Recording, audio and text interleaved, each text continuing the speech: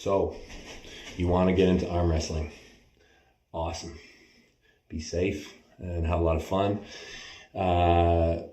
You want to get stronger. There's 3 lifts that I feel are completely essential and should take up the majority of your work off the table. The first one you should do is what we call rising. Really easy to do with a martial arts belt. Okay, I use a martial arts belt because it's soft, and even when you start to lift heavy weight, it's not going to cut you. Simple way to do it is tie a knot at the bottom, okay, and let the weights just run over. Put your arm through, just like this. Come around, grab the belt like this. Have the belt so that it's in between your punching knuckle and your first knuckle.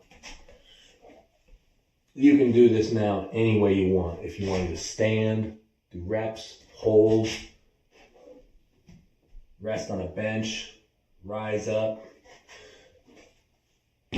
use a pulley, but any way you cut it, this is going to drop. This is super important in arm wrestling for establishing the high hand, for regripping, being more efficient, and using more musculature against your opponent. The next move is probably the most important part of arm wrestling, the cup, okay? There's probably nothing in the forearm that can generate more strength and it's more of a pure fundamental to the sport of arm wrestling than bending your wrist in. You can use really any type of spinning handle. Even when you start to do your pull-ups or any kind of work, if you just focus on keeping tension through your wrist, it's going to help you. Most arm wrestlers start to use thicker spinning tools. There's tons of them. Just as an example, have your standard thick spinner. This is actually from Juji. Again, you can do holds or you can do reps where you burn out your wrist.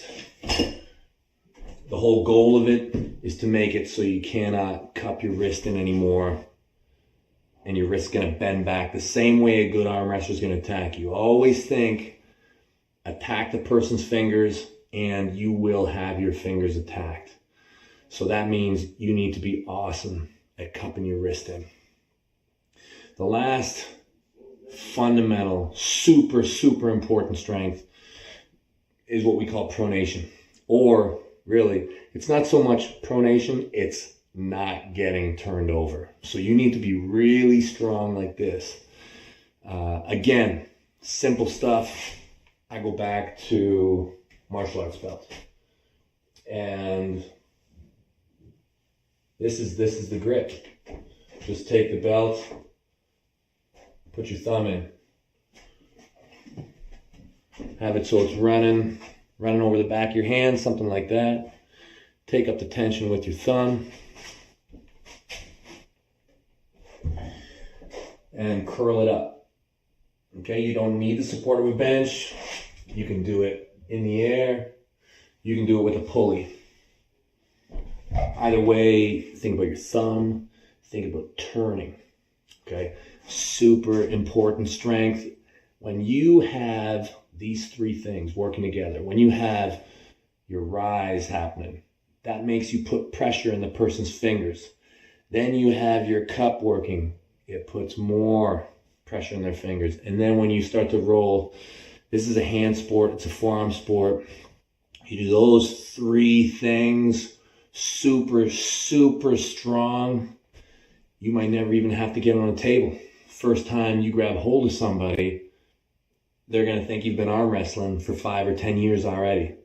There is obviously more to arm wrestling, but I promise you, you get good at rising, cupping, and rolling, you might just be a champ. Way of the giant pumpkin.